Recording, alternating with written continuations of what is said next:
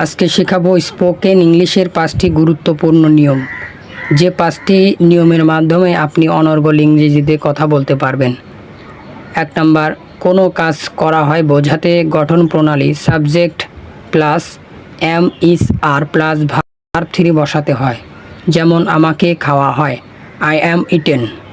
2 number, কোনো কাজ করা হয়েছিল বোঝাতে গঠন প্রণালী subject plus was were plus verb 3 বসাতে হয়, যেমন আমাকে খাওয়া হয়েছিল, আই ওয়াজ ইটেন। 3 নাম্বার, কোনো কাজ করা হবে বোঝাতে subject plus shall be will be plus verb 3 বসাতে হয়, যেমন আমাকে খাওয়া হবে, আই শ্যাল বি ইটেন।